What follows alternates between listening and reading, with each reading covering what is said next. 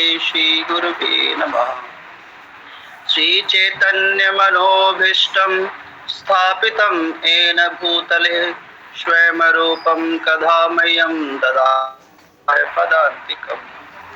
वन्देऽहं श्रीगुरुवे श्रीयतुपदकमलं श्रीगुरुन् वैष्णवश्च श्रीरूपं साग्रजातं सहगण रघुनाथयविन्तं तं सजीवम् सादित्वं सावधूतं परिजनसहितं कृष्ण चैतन्य देवं श्रीराधा कृष्ण पादानु सहगण ललिता श्री विशाखा अवन्तश्च।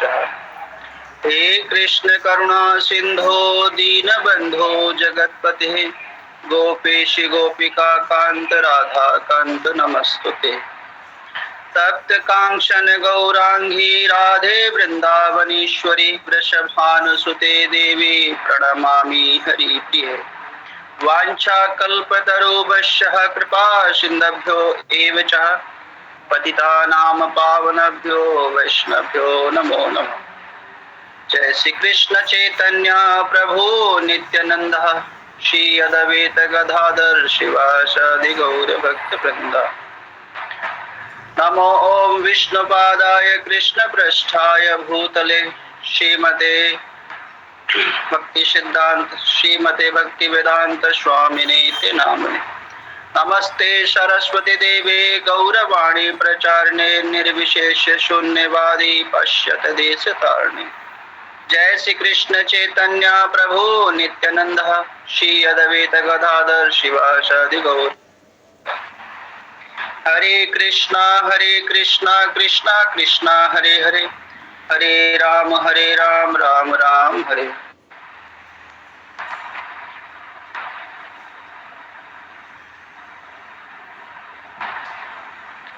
हरे कृष्णा। श्रील प्रभुपाद की जय हो। आप सभी भक्तों की जय हो। विक्रम योगी प्रभु जी की जय हो। कृष्ण मुरारी प्रभु जी की जय हो। तो जो साक्षात जिनके दर्शन हो रहे हैं उनकी जय हो, और जिनके दर्शन नाम के द्वारा हो रहे हैं उनकी भी जय हो। श्रील प्रभुपाद की जय हो। तो जिसका जैसा भावना होगा वैसा दर्शन करके कथा का श्रवण करेगा। तो अच्छा है कि हम वीडियो ऑन करके सुने, तो थोड़ा ऐसा लगता है कि है ना कि हम किसी को सुना रहे हैं, अन्यथा तो केवल नाम को सुना रहे हैं। भावना माता जी को, कविता माता जी को ऐसा लग रहा है कि बस नाम रूपी कथा हो रही है। तो जो वीडियो ऑन करके सुनते हैं, मंजू माता जी की भी जय हो। आप सभी भक्तों की जय हो। आइए श्रीमद् भगवद गीता का एक छोटा सा गुणगान करते हैं। छोटा नहीं होता, भगवद गीता का गुणगान बहुत बड़ा होता है।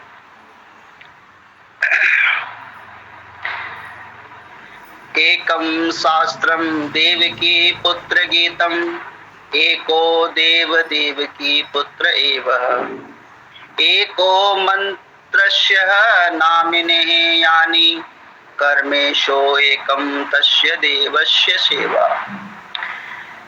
आज के युग के लोग एक शास्त्र, एक ईश्वर, एक धर्म, एक वृत्ति के लिए अत्यंत उत्सुक है। संसार में बहुत कंफ्यूजन है कि मतलब न जाने कितने देवी देवताएं हैं, कितने ज्यादा शास्त्र हैं, है ना। तो क्या पढ़ें, किसकी पूजा करें, किसकी शरण में जाएं, तो ये कंफ्यूजन है। अतएव एक शास्त्र देव की पुत्र गीतम, तो यहाँ पे पता है कि किसकी शरण में जाएं।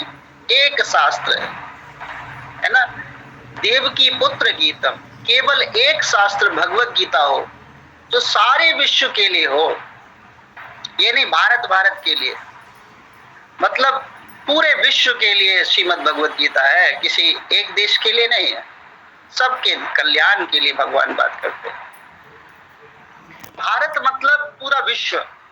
भारत को ये नहीं कि जम्मू कश्मीर से लेकर कन्याकुमारी तक और पर गुजरात के बॉर्डर से लेकर कोई असम के उस क्षेत्र तक नहीं, समस्त भारत भूमि है ना, भगवान की ये समस्त भूमि है। तो सब पर क्या होना चाहिए, गीता का पाठ होना चाहिए। इसलिए हमारे है ना, हमारे सेनानी, हम लोग सेनानी कहेंगे,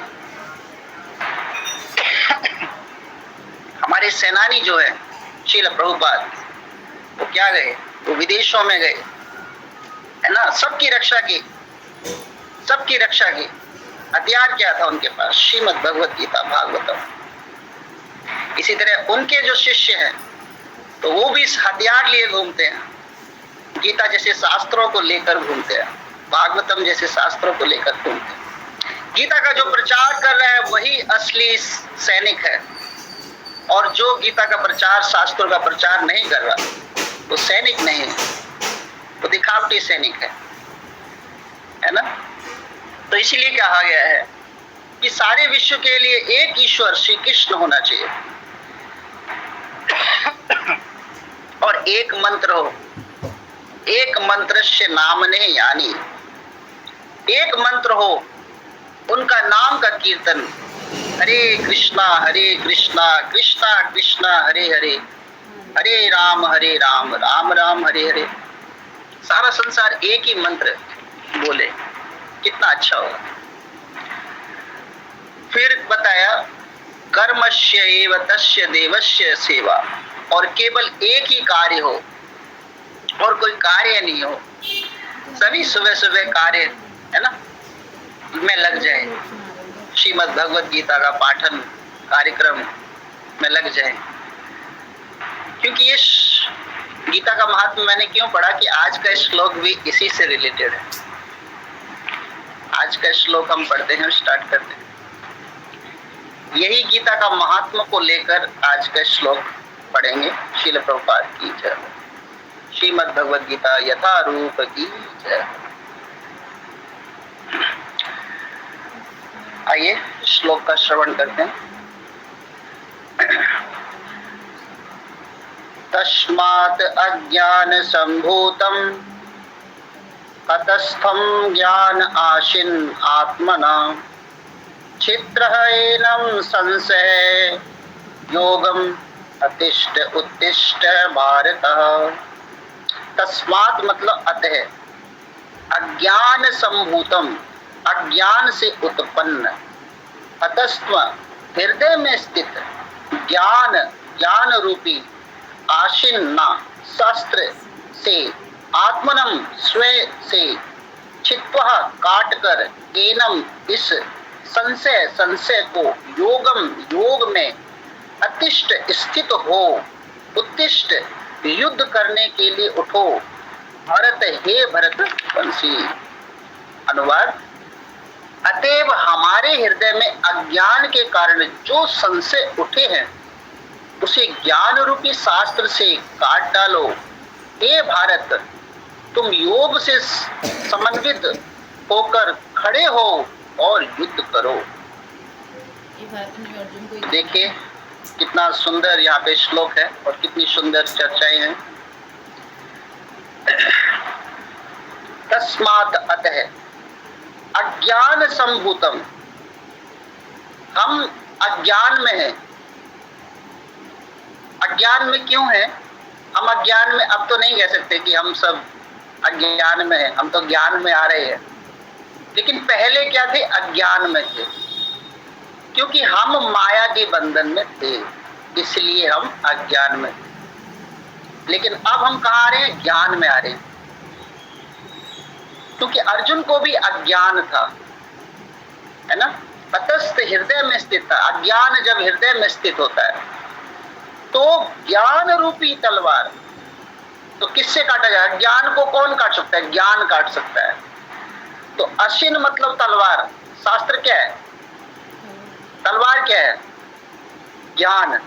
ज्ञान क्या है? श्रीमद् भगवत गीता शास्त्र का ज्ञान है। तो अज्ञान को दूर करने के लिए क्या है? ज्ञान है। तो प्रभुपाद की एक पुस्तक है ना, ज्ञान की तलवार, स्वॉर्ड ऑफ नॉलेज। तो वो क्या करती है? अज्ञान का नाश करती है। तो ये हमें जो अज्ञान है उसको ज्ञान रूपी से हम काट सकते हैं, नहीं तो माया अपना खेल खेलती रहेगी। है ना। आत्मनम स्व, हम चित्त काट कर इस संसार में, और संशय क्या है? संशय मतलब डाउट, है ना, संशय है।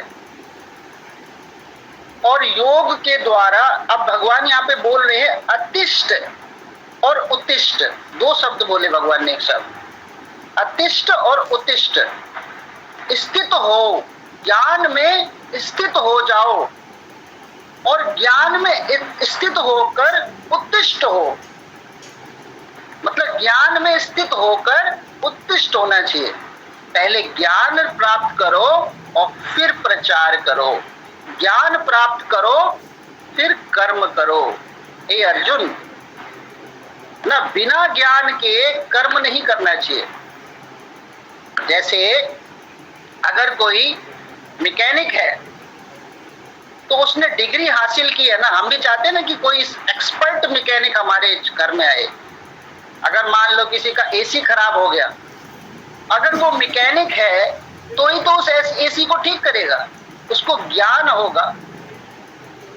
और अगर उसको ज्ञान ही नहीं होगा तो वो एसी को ठीक नहीं करेगा बल्कि खराब और कर जाएगा। इसलिए हमें क्या करना चाहिए? भगवान कह रहे हैं ज्ञान प्राप्त करो और फिर उठो, तो उससे क्या दूर होगा? संशय दूर होगा, हमारा जो डाउट है वो दूर हो जाएगा। तो हमें पहले ज्ञान प्राप्त करना चाहिए, फिर हमें कर्म करना चाहिए, है ना। अब अतएव तुम्हारे हृदय में अज्ञान के कारण जो संशय उठा है, अब हम जब भगवत गीता नहीं पढ़ते थे, शास्त्रों का अध्ययन नहीं करते थे, है ना, तो बहुत कुछ करते थे, ना जाने क्या क्या करते थे उसकी चर्चा नहीं करेंगे। और अब हम सोचते हैं कि अब हमें ज्ञान हासिल हो गया, तब हम वो नहीं करते जो पहले करते थे। ये कैसे हुआ? ज्ञान से ही तो हुआ। तो ज्ञान रूपी ज्ञान से भवसागर पार हो जाता है ना। ज्ञान होता है तो सब कुछ कृपा प्राप्त होती है। उसे ज्ञान रूपी शास्त्र से काटो। हे भरत, हे भारत, तुम योग में समन्वित होकर खड़े हो, है ना। भगवान बोले योग में समन्वित, है ना, उसके बाद तुम खड़े हो। आइए तात्पर्य को समझते हैं। तात्पर्य शील प्रभुपाद के माध्यम से शील प्रभुपाद की जय। इस अध्याय में जिस योग पद्धति का उपदेश हुआ है वह सनातन योग कहलाती है। इस योग में दो तरह के यज्ञ कर्म किए जाते हैं, एक तो द्रव्य का यज्ञ, दूसरा आत्मज्ञान जो विशुद्ध आध्यात्मिक कर्म है। यदि आत्म साक्षात्कार के लिए द्रव्य यज्ञ नहीं किया जाता तो इस यज्ञ को भौतिक बन जाता है, किंतु जो आध्यात्मिक उद्देश्य या भक्ति से ऐसे यज्ञ करता है वह पूर्ण ज्ञान है।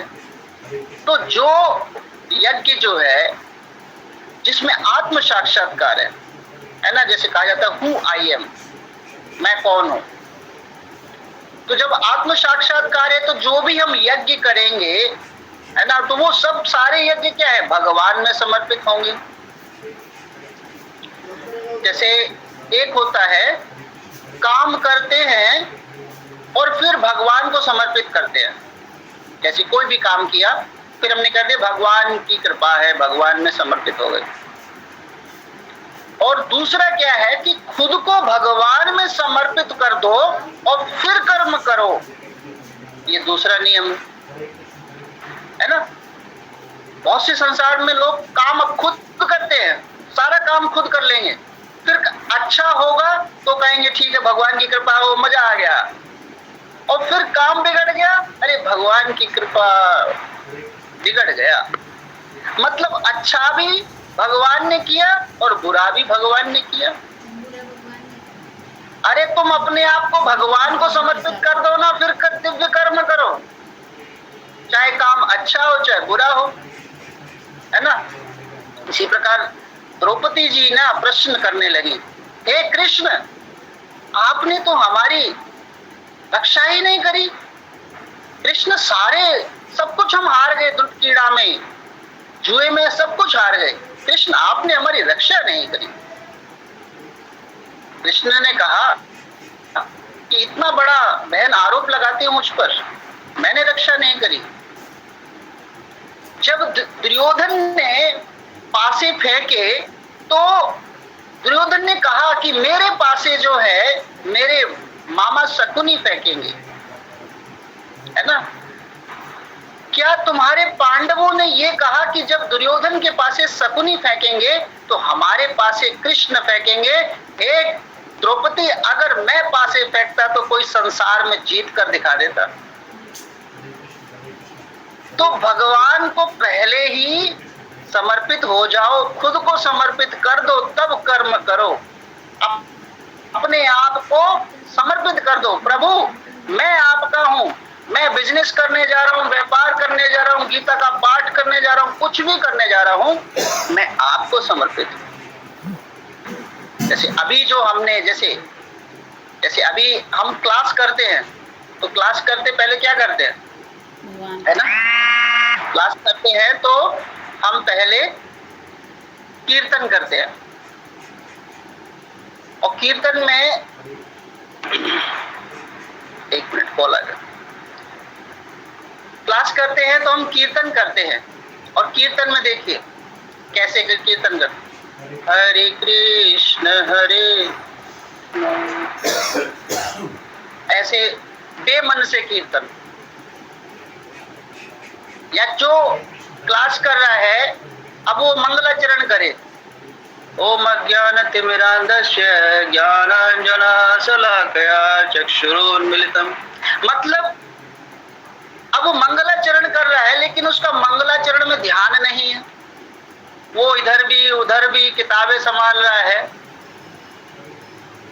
तो ये मतलब क्या भगवान में स्वीकार, भगवान में समर्पित है? तो हम कैसे भगवान में समर्पित हो जाए, है ना। हम तो जब करते हैं तब भी कभी इधर ध्यान, कभी उधर ध्यान, कभी ये वो, हम समर्पित हो ही कहाँ रहे हैं। और फिर कहते हैं कि प्रभु आपका नाम लिया, और आपके नाम में ही मतलब कभी कभी माया इतनी प्रबल होती है, इतनी प्रबल होती है, अरे मैं नाम ले रहा हूं फिर भी बीमार पड़ रहा हूं, है ना, मैं गीता पढ़ रहा हूं, कौन के सेंटर जा रहा हूं, प्रसाद पा रहा हूं, फिर भी मैं अच्छा नहीं हो रहा मेरे जीवन में। वो तो आश्रय में जुड़े हुए हैं, इसलिए हरे कृष्ण महामंत्र भक्तों ने कहा ना करना पड़ता है, गीता पढ़नी पड़ती है आश्रय में आकर, मजबूरी है। ना तो अगर नहीं होता ना तो मजे होते, तो आश्रय में आकर भी मजबूरी पड़ हो जाती, कंडीशंस हैं, टर्म एंड कंडीशंस। व्यापार करते ना, टर्म एंड कंडीशन को फॉलो करना पड़ेगा, तो वो टर्म एंड कंडीशन फॉलो करनी पड़ती है, लेकिन हृदय से फॉलो हो रही है क्या? दिल लग रहा है उसमें, नाम ले रहे हैं उसमें दिल कितना है ना। जैसे कभी प्रेमी प्रेमिका से प्रेम करता है तो दिल लगा बैठता है, ऐसा दिल लगाना पड़ेगा, दिल देना पड़ेगा, तब कृष्ण हमें अपना दिल देंगे, तब कृष्ण हमें कृपा करेंगे। तो जो कर्म करो, मंगलाचरण कर रहे हो हृदय से करिए, यहां से होना चाहिए, यहां से नहीं होना चाहिए, यहां से टचिंग होना चाहिए, कनेक्शन होना चाहिए। तो दिल से जो कर्म करता है, जैसे कभी बिजनेस करते हैं ना, व्यापार करते हैं, जब बिजनेस या व्यापार दिल से किया जाता है तो हानि नहीं होती, और लेकिन जब ऊपर के मन से किया जाता है तो उसमें हानि है। उसी तरह भगवान यहाँ पे कह रहे हैं कि आत्म साक्षात्कार होना चाहिए, डेली होना चाहिए आत्म साक्षात्कार। ऐसा नहीं कि आज आत्म साक्षात्कार है, कल आत्म साक्षात्कार नहीं था, हमेशा होना चाहिए, है ना। कृष्ण भूलिया जीव भोग वांछा करे, जो कृष्ण को भूलते हैं वो भोग करते हैं, और फिर क्या होते हैं, माया झपटिया, माया उसको झपट लेती है, माया उसको झपट कर कहां गिरा दे।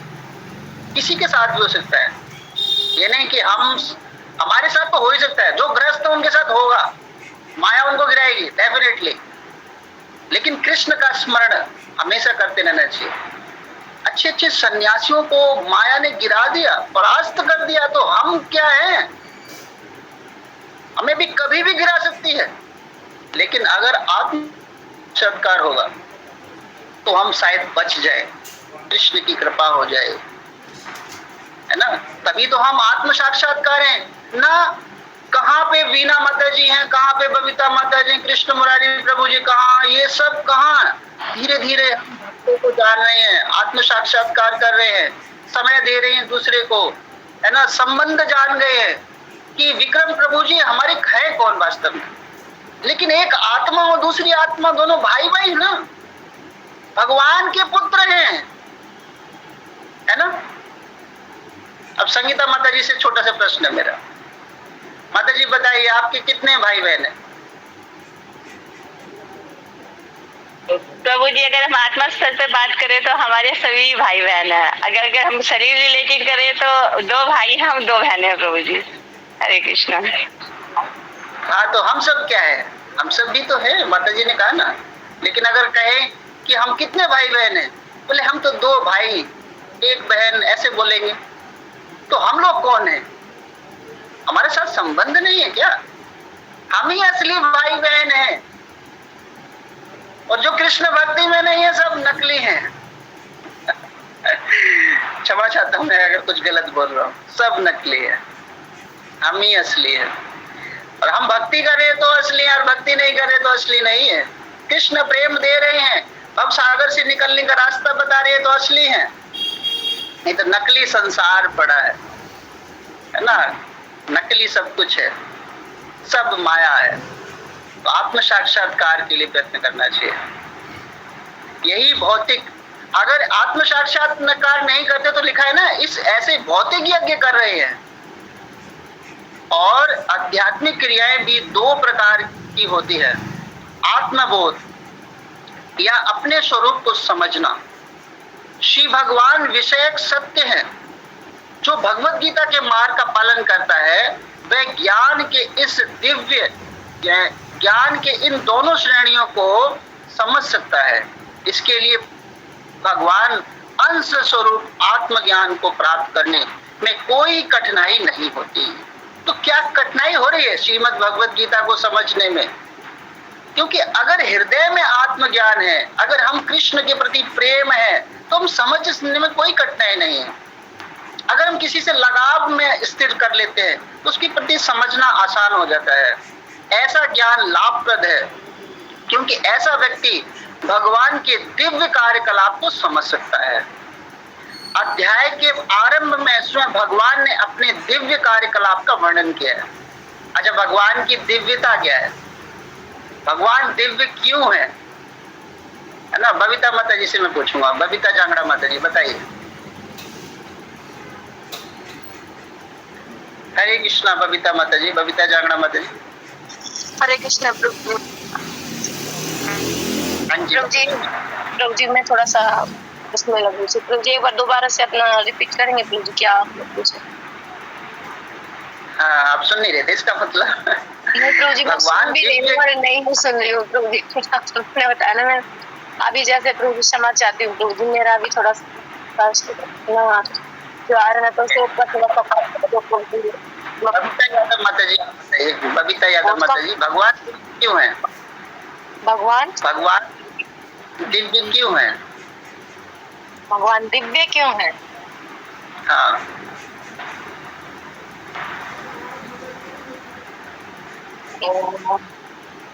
प्रभु जी आप ही बताइए प्रभु जी, मैं थोड़ा सा कम से समझा पाऊंगा इसको। मंजू माता जी ने हैंड रेज किया, बताइए मंजू माता जी। प्रभु जी मैंने नहीं किया, छोटी गुड़िया ने कर दिया। हाँ, छोटी गुड़िया बताएगी हम भगवान भी क्यों है। अरे भगवान, अगर देखो छोटी सी बात है, एक राक्षस का गुणगान हम कितना ज्यादा कर देते हैं। गैम्बलर का गुणगान, गैम्बलर के पास बंदूक है, गैम्बलर की बड़ी बड़ी मूंछ होती है, गैम्बलर डरावना होता है, मतलब एक राक्षस का गुणगान तुरंत कर देंगे। अब भगवान का गुणगान कर, भगवान दिव्य क्यों है? छोटी सी बात है। हम लोग गीता पढ़ रहे हैं तो हमें पता होना चाहिए ना सिद्धांत। भगवान दिव्य क्यों है बताइए। कृष्ण मुरारी प्रभु जी बताइए। हरे कृष्णा। हरे कृष्णा प्रभु जी, दंडवत प्रणाम, सभी भक्तों को दंडवत प्रणाम। प्रभु जी कहने मतलब भगवान इतने दिव्य कि उनको कोई जान ही नहीं सकता। मतलब जैसे वेद भी, अब जैसे हम रविंद्र जैन जी के ये भजन भी सुनते तो उनको कहते हैं वेद भी उनको नहीं जान सकता। तो कहने मतलब कोई जान ही नहीं सकता, वो इतने दिव्य है। मतलब आज तक कोई नहीं जान पाया उनको। उनके जो बिल्कुल नजदीकी बाल में जैसे भोलेनाथ जी भी हैं, वो भी भ्रमित हो चुके हैं। तो कहने का मतलब उनको कोई जान ही नहीं पाया, कोई जान ही नहीं सकता। हरे कृष्णा प्रभु जी, कहना। अच्छा, तो हम लोग जान नहीं रहे भगवान को। उत्तम श्लोका भागवतम है ना, उत्तम श्लोका भागवत, भागवतम की उत्तम श्लोका से भगवान को जान सकते हैं, ऐसा नहीं है। भावना माता जी बताएंगे। हरे कृष्ण। भगवान दिव्य क्यों है? हरे कृष्ण प्रभु जी, धन्यवाद प्रणाम। जहाँ तक मेरी समझ है प्रभु जी, यही है कि भगवान दिव्य इसलिए है कि सर्व कारण कारणम है, सच्चिदानंद स्वरूप है। भगवान अपने एक अंग से दूसरे कहते हैं ना कि 64 गुण व्याप्त हैं भगवान में। भगवान सर्व अविनाशी हैं, हर कण कण में व्याप्त हैं। मतलब भगवान के जितने गुण गिने जाए उतने कम है। मतलब भगवान को हम व्याख्या कर ही नहीं सकते कि भगवान में सब कुछ है। भगवान के 6 ऐश्वर्य भगवान भी हैं। हमारे परम पिता हैं, तो उनको समझना मुश्किल है, लेकिन हम प्रयास तो कर रहे हैं और समझ भी रहे हैं। और धीरे धीरे भगवान दिव्य ज्ञान के माध्यम से हमें प्रभुपाद जी हमें बता रहे हैं कि हमें भगवान को अगर हम समझ लेंगे, जैसे कि 9वें अध्याय में हमने कहा है कि परम गुह्य ज्ञान यही है जो सबसे भगवत गीता का सबसे इम्पोर्टेंट अध्याय है। उसमें भी भगवान यही बताते हैं कि जो अगर मुझे समझ गया तो वो वैसे ही पूर्ण मुक्ति पा जाएगा, वो मुझे शरणागत हो जाएगा। तो प्रभु जी मेरी तो छोटी सी बुद्धि यही कहती है कि भगवान सर्व कारण कारण में सच्चिदानंद स्वरूप है और हमारे परम पिता। Hare Krishna. Thank you so much माता जी, आपका हृदय से बहुत बहुत धन्यवाद। पूरा अध्याय समाप्त हो गया, दिव्य ज्ञान हासिल हो गया। अध्याय का नाम भी दिव्य ज्ञान है लेकिन मेरे को लग रहा है कि इस अध्याय को दोबारा से पढ़ा जाए। फिर पहले श्लोक से पढ़ते हैं। मतलब एक छोटा सा क्वेश्चन था, भावना माता जी ने इतना ध्यान से सुना है ना। भगवान इसलिए दिव्य है कि मतलब भगवान से बढ़कर कुछ है ही नहीं। 64 के 64 गुण है ना। और सर्व कारण कारणम माता जी बता रही है। भगवान दिव्य इसलिए है क्योंकि भगवान तीनों गुणों से परे है। हम गुणों के बंधनों में हैं, हम रस्सी में जकड़े हुए हैं, हम बंधन में हैं, है ना। हम ग्रस्त के बंधन में जकड़े हुए हैं, माया के बंधन में जकड़े हुए हैं, भगवान नहीं है। अच्छा, हमारे बच्चे कितने हो सकते हैं? हमारे बच्चे मान लो लालू प्रसाद यादव के 12 बच्चे हैं, 11 बच्चे, पूरी क्रिकेट टीम है ना। भगवान के बच्चे कितने हैं? असंख्य। सब भगवान के A to Z। कितने बच्चे हम लोग पैदा कर सकते हैं? कितने बच्चे रक्षा कर सकते हैं? कुछ भी बोल सकते हैं। भगवान 16,108 रानियों के लिए दिव्य भगवान बन गए अलग अलग। हम बन सकते हैं। भगवान पवित्र पावन, मतलब भगवान वो है सर्व कारण कारणम सच्चिदानंद स्वरूप है ना। गोविंद आदि पुरुष ददामि भजा। तो भगवान दिव्य हैं, इसलिए उनके कार्यकलाप जो है दिव्य हैं, है ना। भगवान एक अंगुली से, मतलब छोटी वाली अंगुली से गोवर्धन पर्वत यूं उठा देते हैं, इसलिए दिव्य हैं। और हम लोग क्या करते हैं? एक छोटी सी चीज नहीं उठा पाते। भगवान 16,108 रानी की सारी व्यवस्थाएं करते हैं और हम एक अपनी रानी की व्यवस्था नहीं कर पाते। पूरा साल भर लग जाता तब भी वो खुश नहीं है ना। तो ये भगवान इसलिए कार्यकलाप में क्या है? दिव्य है। इस अध्याय के प्रारंभ में भगवान ने अपने दिव्य कार्यकलाप का वर्णन किया है। जो व्यक्ति गीता के उपदेश को नहीं समझता वह श्रद्धा विहीन है, और जो भगवान के उपदेश द्वारा भगवान के सच्चिदानंद स्वरूप को नहीं समझ पाता तो यह समझना चाहिए कि वह निपट मूर्ख है। देखिए, अगर आपने भगवान की दिव्यता को नहीं समझा तो यहाँ पे गीता कह रही है कि वो निपट मूर्ख है। इसलिए हमें नोट्स बनाने चाहिए और लिखना चाहिए कि भगवान दिव्य क्यों है। कोई पूछ सकता है है ना। तो निपट मूर्ख है। कृष्ण भावना अमृत के सिद्धांतों को स्वीकार करके अज्ञान को क्रमशः दूर किया जा सकता है। यह कृष्ण भावनामृत विविध देव यज्ञ, ब्रह्म यज्ञ, ब्रह्म आश्चर्य यज्ञ, ग्रस्त यज्ञ, इंद्रिय संयम यज्ञ, योग साधना यज्ञ, तपस्या यज्ञ, द्रव्य यज्ञ, स्वाध्याय यज्ञ और वर्णाश्रम धर्म में भाग लेकर जागृत किया जा सकता है। ये सब यज्ञ कहलाते हैं, है ना। ये सब यज्ञ हैं और ये सब नियमित कर्मों पर आधारित हैं, किंतु इन सब कार्यकलापों के भीतर सबसे महत्वपूर्ण कारक आत्म साक्षात्कार का है। कि जो भी हम यज्ञ कर रहे हैं, भगवत गीता, स्वाध्याय का यज्ञ, तपस्या, नाम जप, ये सब कुछ कर रहे हैं, सब कुछ क्या है? यज्ञ है। और ये यज्ञ क्या है? आत्म साक्षात्कार को समझने वाला यज्ञ है। जो इस उद्देश्य को खोज लेता है वो भगवत गीता के वास्तविक पाठक है, किंतु जो कृष्ण के प्रामाणिक को नहीं मानता वह नीचे गिर जाता है। अतएव मनुष्य को चाहिए कि वह सेवा को समर्पित समेत प्रामाणिक गुरु के निर्देश में भगवत गीता या अन्य किसी शास्त्र का अध्ययन करे। प्रामाणिक गुरु अनंत काल में चली आने वाली परंपरा में होता है और परमेश्वर उन उपदेशों में तनिक भी विपत नहीं होते। देखिए कि प्रामाणिक गुरु के आश्रय में आकर समझना चाहिए।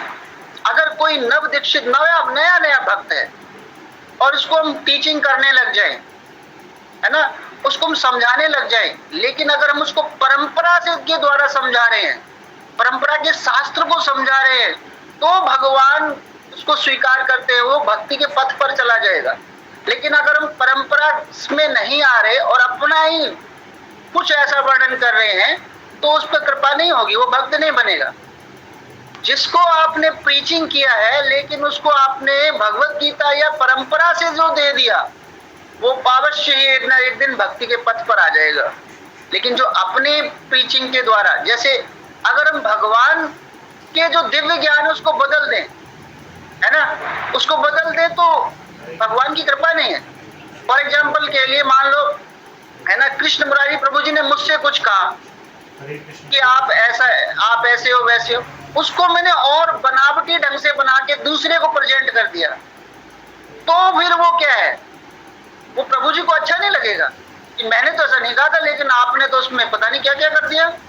ऐसा होता है कि जब कहते नहीं है लेकिन सामने वाला जब सुनता है, करे मैंने कब कहा ऐसे।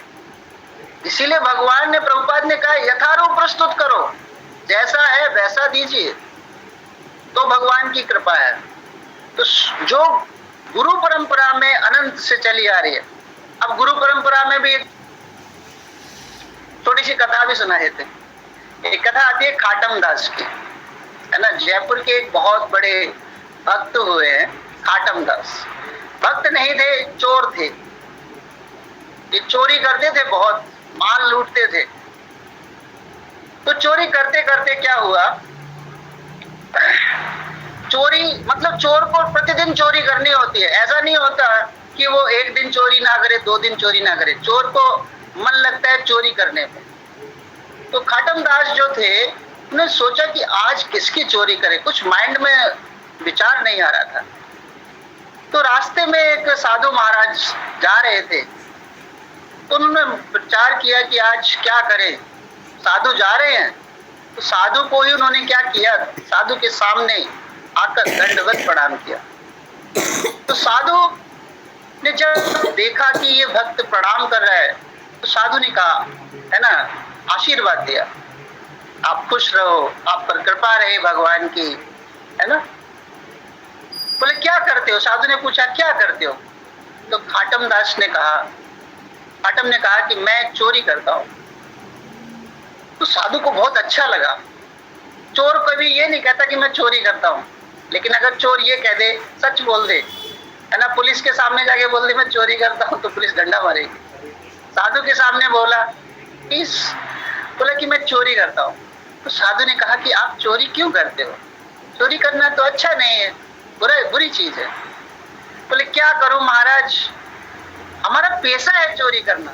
मैं तो अपने बच्चों को भी सिखा रहा हूँ चोरी कैसे की जाती है ना, कितने ध्यान से की जाती है। हमारा पेशा, हमारा मन नहीं लगता बिना चोरी करके।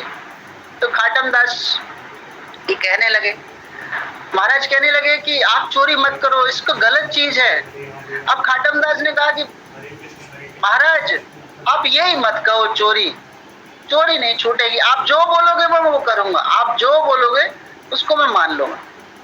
तो बोले ठीक है, तो आप, मैं 4 चीजें बताता हूँ। बोला ठीक है बताइए, वो मैं पालन करूंगा। बोला आप हमेशा सत्य बोलेंगे। बोला बिल्कुल मैं हमेशा सत्य बोलूंगा। दूसरा कि आप जब कभी गुरु वैष्णव को देखेंगे तो आप उन, बोला ठीक है मैं गुरु वैष्णव को देखकर प्रणाम करूंगा। बोला तीसरा कि आप जब भी कुछ चाहे चोरी करके लाएंगे चाहे कमा के लाएंगे, सब कुछ भगवान को ऑफर करेंगे तब पाएंगे। बोला ठीक है, मैं जो कुछ भी करूंगा पहले भगवान को समर्पित करूंगा फिर मैं पाऊंगा। बोला चौथा, बोले कहीं पर भी जा रहे हो, अगर रास्ते में तुम्हें मंदिर मिल जाए तो पहले मंदिर में जाकर प्रणाम करेंगे फिर कहीं जाएंगे।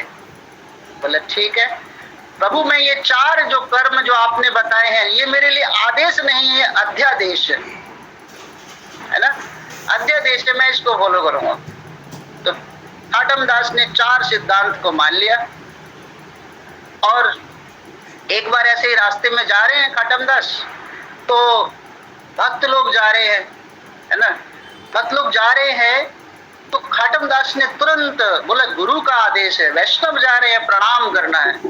तो तुरंत खाटम दास ने प्रणाम किया और खाटम दास ने कहा हे वैष्णव आप मेरे घर आइए और भोजन प्राप्त करिए। तो वैष्णव चले गए घर। अब वो 5 वैष्णव आ गए घर में, तो पत्नी से कहा आप इनको भोजन व्यवस्था करिए। पत्नी ने कहा हमारे लिए खुद के लिए तो भोजन नहीं है, आप 4 और को खींच लाए। तो फिर भी खाटम ने कहा कि आप बैठिए, मैं अभी व्यवस्था करता हूँ, पड़ोस में चोरी करके लाता हूँ। तो खाटम दास गए, तुरंत पड़ोस में गए, चोरी करके फटाफट ले आए और भगवान को समर्पित करके वैष्णव को खिला दिया। अब खाटम दास के मन में ये आया कि ये जो मैं चोरी करके लाया हूं तो मेरे पैरों के निशान जो है वो कहीं ना कहीं छप गए। तो उन्होंने जैसी सोचा तो भगवान ने क्या कर दी, वर्षा कर दी। वर्षा हुई तो उनके जो पैरों के निशान जो थे वो बिल्कुल मिट गए। पैरों के निशान मिट गए तो भगवान ने, खाटम दास ने सोचा भगवान तो कृपा कर रहे हैं, गुरु की कृपा हो रही है मुझ पर, तो है ना, कितना सुंदर भक्त मिला, उसने ऐसी ऐसी बातें बताई। तो खाटम दास ने सोचा कि क्यों ना मैं गुरु को ऐसी चीज समर्पित करूं तो गुरु को मतलब 1 वर्ष तक कुछ ना मांगना पड़े। तो खाटम दास ने सोचा कि मैं राजा के यहाँ पे जाता हूँ और राजा के यहाँ पर एक बहुत अच्छा घोड़ा है, वो घोड़ा जो है मैं समर्पित करूं गुरु को। तो खाटम दास जी चल पड़े घोड़े पर सवार होकर राजा के महल की तरफ। राजा के महल की तरफ गए, द्वारपालों ने रोका, बोले कहाँ जा रहे हो? बोले चोरी करने जा रहा हूँ। तो द्वारपाल ने कहा कि सत्य कौन बोलता है, तो मजाक कर रहा है, राजा का कोई दूत होगा इसलिए बोल रहा है चोरी करने जा रहा हूँ। नाराज हो गया, इसको जाने दो, क्योंकि गुरु ने कहा था सत्य बोलना है, झूठ बोलना ही नहीं है। इसलिए खाटम दास बोले सत्य बोलूंगा मैं तो वो द्वार में से पार कर गया, बोले जाने दो इसको अंदर। तो गया अंदर, राजा का जो घोड़ा था है ना, काले कलर का घोड़ा, तो वो गया लेकर बाहर निकला और राजा के घोड़े, अपना घोड़ा वहीं छोड़कर राजा के घोड़े पर सवार होकर फिर द्वार से निकला। बोले कहाँ? फिर द्वार वाले ने कहाँ जा रहे हो? बोले चोरी करके जा रहा हूँ। बोले ये तो फिर नाराज हो गया। तो फिर वो बोले जाने दो इसको, तो घोड़ा लेके वो चला गया। चलते चलते जब राजा को भी उसी समय कहीं जाना था, राजा ने सोचा कि मुझे कहीं जाना है, चलो मैं अब घोड़े से जाऊंगा। तो राजा ने जब अपने घोड़े को देखा, बोला सिपाहियों ने, बोला घोड़ा तो अभी वो ले गया आपका, हमें तो लगा कि आपका कोई दूत होगा, आपने कुछ कहा होगा। बोले जल्दी से जल्दी ढूंढो वो कहाँ गया। तो खाटम दास जी तो अपने जा रहे थे घोड़े पर सवार होकर, राजा जी के घोड़े पर, रास्ते में मंदिर पड़ा। तो मंदिर में जैसे ही देखा, बोले गुरु आज्ञा याद आ गई कि मंदिर जैसे ही आया कि भाई उठकर प्रणाम करना है मंदिर में जाकर, गुरु का आदेश है। तो गुरु के आदेश को मानकर सीधा सीधा मंदिर में चले गए। घोड़ा को बांधकर, काले कलर के घोड़े को बांधकर मंदिर में प्रवेश करे। इतने में पीछे से सिपाही भी आ गए। अब वो मंदिर में क्या है, भगवान को प्रणाम कर रहे हैं। अब वो सिपाही आ गए, वो घोड़े को देखने लगे। अब जैसे ही वो काले कलर का घोड़ा था, लेकिन वो सफेद कलर का हो गया, है ना, सफेद कलर का घोड़ा हो गया बिल्कुल। अब सिपाही ये देख रही, घोड़ा तो लग तो वही रहा है, लेकिन ये काला था, ये गोरा कैसे हो गया। अब खाटम दास बाहर निकले, बोले आप घोड़ा ले गए थे? बोले हाँ घोड़ा ले गया था। बोला घोड़ा का है? बोले यही घोड़ा है। बोला ये घोड़ा तो है, लेकिन काले कलर का ले गए थे, सफेद कैसे हो गया? बोला मैं तो यही ले गया था, लेकिन ये तो पता नहीं कैसे हो गया। तो खाटम दास कहते क्या पता, भगवान है ना, भगवान का रंग कैसा है ना, काले वर्ण के हैं भगवान, और काले वर्ण पे भगवान काले ही बैठ जाए, काले घोड़े पे बैठ जाए तो भगवान से मैचिंग नहीं होगी ना। तो इसलिए भगवान ने क्या किया, श्वेत कलर का कर दिया। तो भगवान को समर्पित था तो वो सफेद हो गया। तो सिपाहियों ने कहा ऐसा नहीं होता, ऐसा कभी नहीं होता, गलत बोल रहे हो। तो राजा के पास उसको पकड़ कर ले गए, घोड़ा भी ले गए राजा के पास। बोला मेरा घोड़ा का है? बोला घोड़ा यही है प्रभु, आपका ही घोड़ा है ये, देखो तो सही। तो देख रहे हैं तो घोड़ा तो बिल्कुल हमारा ही लग रहा है, लेकिन रंग बदल गया है।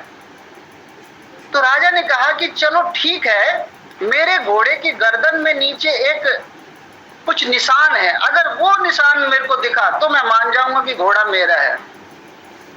तो जब राजा ने देखा कि घोड़े के नीचे गर्दन में वो निशान भी था, तो राजा समझ गए कि ये तो महान भक्त है, भगवान की इन पर कृपा है।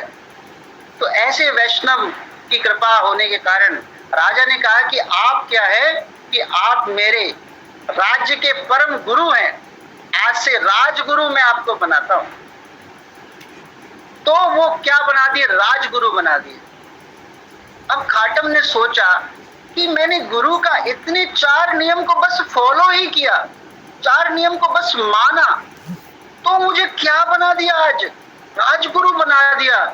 और मैं अगर नित्य चोरी जैसे कर्मों को त्याग दूंगा तो भगवान मुझे स्वीकार कर लेंगे। तो खाटम दास ने मतलब राजगुरु का पद को त्याग दिया और भगवान में इतने लीन हो गए, इतने लीन हो गए, और अंत में भगवान के वैकुंठ धाम गए। ये राजस्थान की कथा है ना। एक जगह है, वहां पर खाटम दास का मंदिर है और वो भगवान में लीन हुए। तो इस प्रकार अगर गुरु के आदेश को, गुरु के उसको परंपरा को जाएगा ना, तो हम सब डेफिनेटली कहाँ जाएंगे, भगवत धाम की तरफ जाएंगे। तो यहाँ पर भी यही है कि प्रामाणिक गुरु अनंत काल में से चली आ रही परंपरा से होते हैं, है ना। तो गुरु को प्रामाणिक कैसे समझना है कि हम जैसे किसी से हम रसगुल्ला सीख कर आते हैं, जैसे किसी ने रसगुल्ले की रेसिपी बताई कि रसगुल्ला बनाने की ये विधि है, तो हम उसको ट्राई करते हैं, तो क्या हमसे वो रसगुल्ला बन जाता है? नहीं बनता, फट जाता है, बेकार हो जाता है। लेकिन अगर हम उसकी रेसिपी तरीके को अच्छी तरह से सीखते हैं तो हमसे शायद वो बन जाए, है ना। प्रभुपाद एक कहते थे, प्रभुपाद ने अपने उसमें कहा है, they are not disciples but are they still of devotees. कुछ लोग भक्त होते हैं लेकिन भक्त नहीं भी होते, शिष्य होते हैं।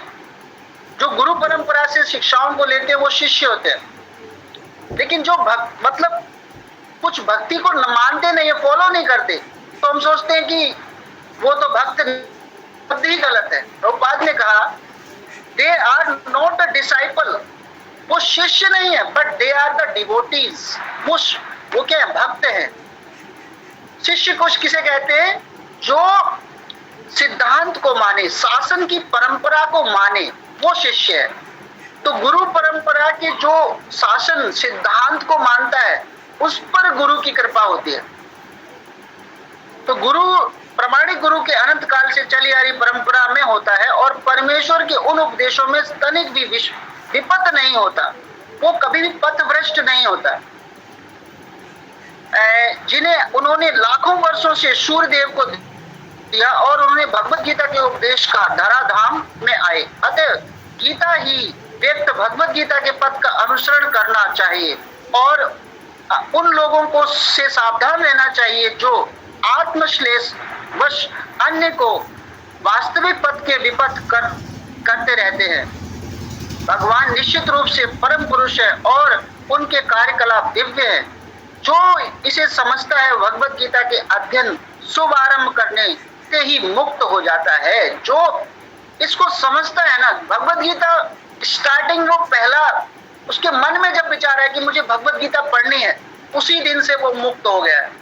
जो भगवत गीता को पढ़ता है, सुनता है, जिसकी इच्छा जो होती है ना, समझो वो व्यक्ति इस धराधाम का है ही नहीं, वो भगवान के वैकुंठ धाम का निवासी है। तो हम सब यहाँ पर हैं, लेकिन हम यहाँ के नहीं हैं, हम भगवान के धाम के निवासी हो चुके हैं, हो रहे हैं, प्रयत्न कर रहे हैं। अपने आप को समझना तो नहीं चाहिए कि मैं हम भगवान के धाम का, लेकिन हाँ, भगवान की कृपा हम पर है। भगवान हम तो भागवतम में आता है कि भगवान कब कृपा करते हैं? जब भक्त जो है केवल भगवान के बारे में सोचने शुरू कर देता है, तब से भगवान की कृपा होनी शुरू हो जाती है ना। भक्त की कृपा, भगवान उस पर कृपा करने लगते हैं। इस प्रकार श्रीमद् भगवत गीता के 4th अध्याय दिव्य ज्ञान और भक्ति वेदांत तात्पर्य पूर्ण हुआ। थोड़ा क्षमा चाहता हूँ कि मैंने थोड़ा समय जो है एक्स्ट्रा ले लिया। हरे कृष्णा।